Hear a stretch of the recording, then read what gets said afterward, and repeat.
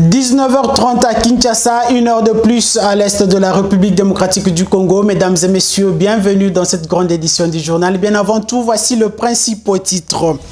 Processus électoral en République démocratique du Congo. Le président de la Commission électorale nationale indépendante, Denis Kadima, a reçu ce mercredi 7 décembre 2022 les élus de la première ère opérationnelle du processus d'identification et d'enrôlement des électeurs. Justice, 3 ans de servitude pénale ont été requis contre Vidier Timanga, ex-conseiller stratégique du chef de l'État. L'annonce a été faite lors du réquisitoire du ministère public. Vous voulez savoir qui a fait quoi, quand ou comment et pourquoi? C'est tout de suite dans ce journal. Bienvenue encore une fois, je l'ai annoncé tantôt, processus électoral en RDC. Le président de la Commission électorale nationale indépendante, Denis Kadima Kazadi, a reçu ce mercredi 7 décembre 2022 les élus de la première ère opérationnelle du processus d'identification et d'enrôlement des électeurs. Durant leur tête-à-tête, Denis Kadima a réaffirmé sa ferme volonté d'offrir aux Congolais des scrutins transparents, crédibles et apaisés en 2023. Jérôme Emongo pour ses commentaires. Un tête-à-tête a eu lieu le mercredi 7 décembre 2022 entre la Commission électorale nationale indépendante et les élus de la première ère opérationnelle du processus d'identification et d'enrôlement des électeurs. Les élections de 2023 étaient au milieu de leurs échanges. Prenant la parole à cet effet, le président de la CENI a commencé par remercier les députés et sénateurs pour leur implication dans la mise en œuvre du cadre légal de cette institution. Il a ensuite donné des éclaircissements sur certains points phares du processus électoral, entre autres la réception et le déploiement des kits, la cartographie des centres d'inscription et d'enrôlement des électeurs. Pour clore son speech, Denis Kadima a réaffirmé sa détermination à donner aux Congolais des bonnes élections dans les délais constitutionnels, mais également il a profité de cette occasion pour appeler les députés et sénateurs à soutenir les processus électoraux par la mobilisation de la population. Signalons que la première ère opérationnelle du processus d'identification et d'enrôlement des électeurs concerne les provinces du Congo central, Kwilu, Kwango, Maïndombe, Équateur, Nord Ubangi, Sud Ubangi, Chuapa, Mongala et la ville de Kinshasa. Dans l'actualité également, le chef d'état-major général de forces armées de la République démocratique du Congo, le lieutenant général Christian Chiwewe, a visité ce mercredi les nouvelles recrues au centre d'instruction de Gitona au Congo central.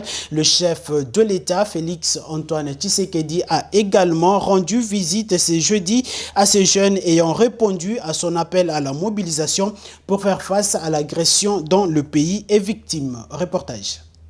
10 200 jeunes recrues venus du Nord Kivu, de Kinshasa, du Congo central et du Kasaï oriental ont été présentés mardi 6 décembre 2022 au lieutenant général Chiwewe Songesa Christian, chef d'état-major général des FARDC à la base militaire de Kitona. Dans son adresse à ces nouvelles recrues venus répondre à la mobilisation générale lancée par le chef de l'État et commandant suprême des FARDC, le général Chiwewe a martelé sur la discipline. Assad! Assad!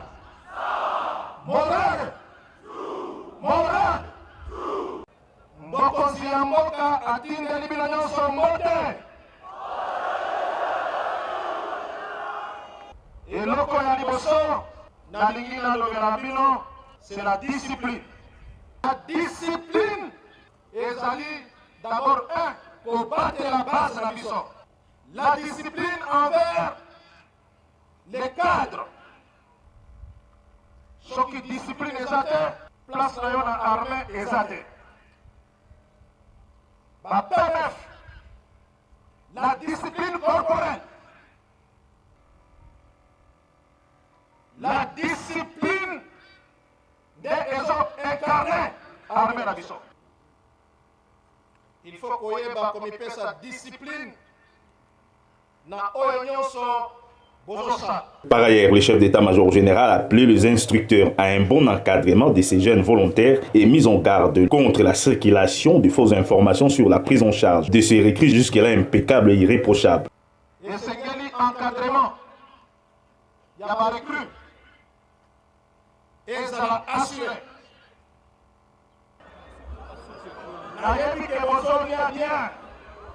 bozolala bien.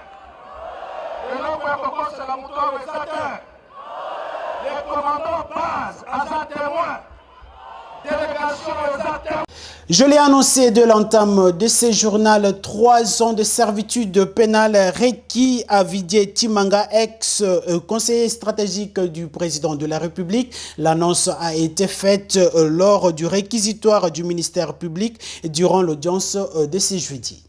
Dans son réquisitoire prononcé à l'audience de ce jeudi 8 décembre, le ministère public a requis 3 ans de prison contre Vidier Timanga. L'ex-conseiller stratégique du chef de l'État est accusé de 3 faits infractionnels. Il s'agit de la corruption, du trafic d'influence et de l'offense au chef de l'État. Après ces réquisitoires, le tribunal de paix de Kinshasa-Gombe a reçu la plaidoirie de la défense. Vidier Timanga avait démissionné de son poste de conseiller stratégique du chef de l'État quelques jours après la publication d'une vidéo où il négociait les pourcentages des rétrocommissions avec certains présumés investisseurs. Ses proches du président de la République avaient rejeté en bloc ces faits, estimant qu'il avait été victime d'une cabale montée de toutes pièces. Rendons-nous à présent à l'est de la République démocratique du Congo. Massacre des civils et des Kishiché. Dans un rapport publié ce mercredi, la MONUSCO a fait état de plus de 131 civils abattus par les rebelles du M23. Par ailleurs, des cas de viol et d'enlèvement ont été aussi enregistrés. A publié le mercredi 7 décembre un rapport sur le massacre des civils perpétrés par les rebelles du M23 Kishiché en territoire de Rutshuru au Nord Kivu. D'après ces rapports, au moins 131 civils ont été tués par ces rebelles. La publication de ces documents intervient après une enquête minutieuse réalisée avec la participation du Bureau conjoint des Nations Unies aux droits de l'homme. Cette enquête préparatoire a permis à certifier que ces groupes armés ont abattu plus ou moins 18 hommes et 12 enfants. La MONUSCO assure être prête à participer à l'arrêt immédiat de violences contre les citoyens congolais dans l'est du pays. Ces rapports révèlent également que 60 personnes ont été enlevées et 18 autres blessées par balle. En guise de compassion avec les familles des victimes, le gouvernement avait décrété un deuil national de 3 jours. La Cour pénale internationale a été saisie pour poursuivre les auteurs de ces crimes de guerre. Autre chose à présent dans ce journal, les festivités de fin de l'année. Le Premier ministre Jean-Michel Sama Lukonde a annoncé ce mercredi 7 décembre 2022 la mise à la disposition de quelques produits de première nécessité destinés aux agents et fonctionnaires de l'État dans le plus bref délai. Pour les festivités de fin d'année, le Premier ministre Jean-Michel Sama Lukonde a annoncé mercredi 7 décembre la mise à disposition de quelques produits de base destinés aux agents et fonctionnaires de l'État. Mis sur pied pour veiller sur la stabilité économique de la RDC, le comité de conjoncture a tenu une rencontre chapeautée par le Premier ministre congolais. Il était en présence de quelques ministres sectoriels et de Mme Malangou Kabedi Mboui, gouverneur de la Banque centrale du Congo. Ils ont, au cours de ces assises, abordé les questions macroéconomiques, entre autres celle de l'inflation. Il a été rapporté que les taux de change et d'inflation ont été statiques au cours de cette année. En outre, le Premier ministre propose de renforcer les mesures de stabilisation des prix en suspendant le contrôle économique juste pour la période des festivités. La ville italienne de Sant'Antonio a octroyé ce mercredi une médaille d'honneur au gynécologue congolais Denis Mukwege. Ce prix lui a été décerné suite à son travail de réparation effectué sur les femmes victimes des violences sexuelles dans la partie orientale du pays ainsi que ses œuvres à l'hôpital de Ponzi. Reportage dans cet élément. Séjournant en Italie, précisément au Vatican, depuis le début du mois en cours, Denis Mukwege a reçu le prix d'honneur le mercredi 7 décembre. Ces mérites lui a été conférés par les autorités de la ville de Saint-Antonio suite à son combat de la paix effectué dans l'est de la République démocratique du Congo, mais aussi en vertu des actions accomplies à l'hôpital de Panzi avec les femmes victimes de viols de guerre. Par ailleurs, en guise d'honneur, un auditoire de l'université de la ville de Naples portera le nom de Denis Mukwege. Acte d'honneur qui n'est pas le premier dans le parcours des gynécologues congolais. Il s'était donc vu en 2018 recevoir la même récompense en Belgique où l'un des auditoires de l'université libre de Bruxelles porte son nom. Parmi les nombreux prix reçus, on peut citer Le prix des Nations Unies pour les droits de l'homme en 2008, les prix Olof Palme en 2009, à savoir qu'une rencontre est prévue ce jeudi 8 décembre entre le médecin congolais et le pape François. Et si on parlait société à présent, dans ces journaux, coupures intempestives d'électricité sont observées dans plusieurs communes de la ville-province de Kinshasa. La population dénonce les mauvaises pratiques des agents de la Société nationale d'électricité en cette période où se joue la Coupe du Monde Qatar 2022.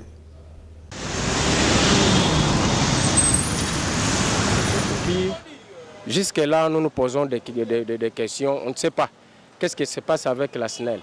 Donc, nous sommes entrés dans des recherches personnelles pour savoir qu'est-ce qui se passe à la SNEL.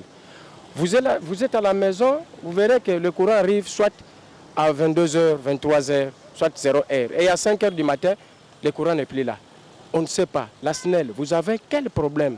Avec la nouvelle gestion que nous vivons aujourd'hui et notre nouveau PDG, nous voulons vraiment, pour que vous puissiez serrer, vous pouvez mettre toutes les batteries en marche pour la SNEL. Parce qu'il y a un, ça ne va pas, il y a un, ça ne va pas. Nous vivons dans les noirs. C'est presque toute la ville qui est en train de subir. Alors, on n'arrive pas à comprendre. C'est vous, les journalistes, c'est à vous maintenant de comprendre ce qui se passe à la SNEL. S'il y a un problème, qu'ils nous disent. Parfois, nous voyons des cabines qui sont en train de monter des cabines par-ci, par-là. Quelle est maintenant l'importance de toutes ces cabines? Les cabines allumées, vous verrez à l'extérieur, il y a de la lumière. Après, chez vous, il n'y a pas de courant.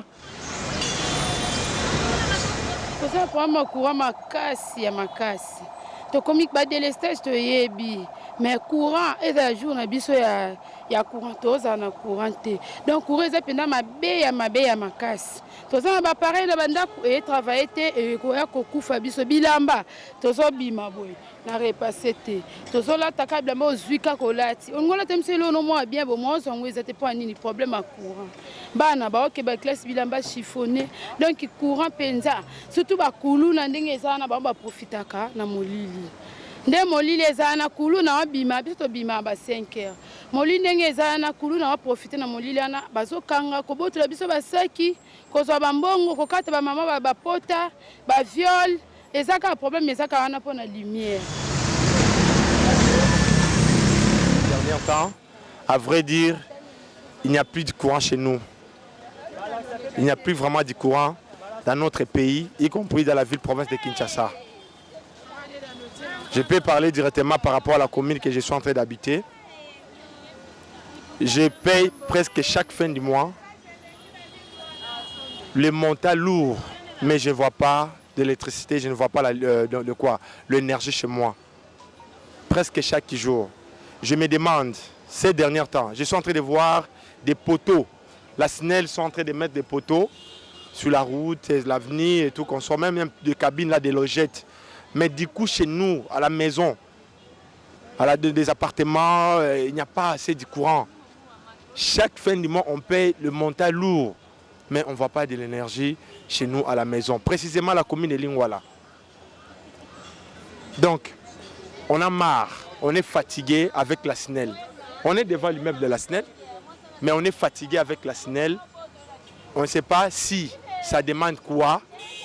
On ne sait pas si quelqu'un qui va tomber du ciel pour qu'il vienne qui change les données. Pour nous, le petit peuple, de bénéficier quand même na mbongo to futelango chaque fin du mois pour tous voir courant. Courant exacté. Na commune abiso ya Lingwala, courant ezozalate. Presque tobandi mot des arts jusqu'à Beauvant.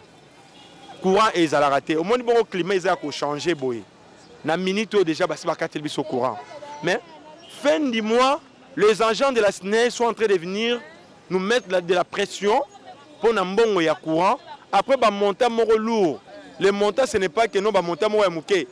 Même si tu as un studio, la SNEL vient donc, il est en train de nous poser la SNEL de payer plus de 30 000 francs, 40 000 francs, 60 000 francs. Au moment que non, on n'a même pas le truc qui consomme beaucoup de courant comme le split.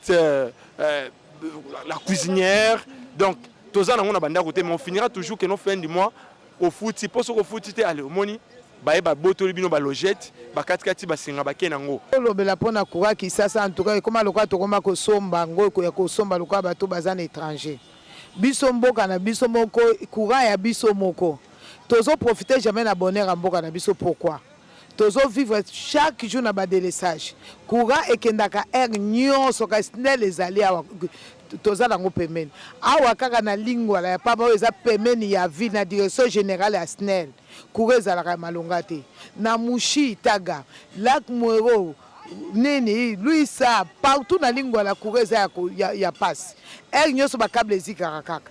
Problème c'est so après ba la biso facture à likolo tina nini ba facture bazo la biso tant que tozo bénéficier nango toza ba bénéficiaire te quand même ba ranger problème wana ya courant est un problème sérieux na bakata ba tika ko la biso ba facture tant que tozo bénéficier nango te to ba bénéficiaire à courant te.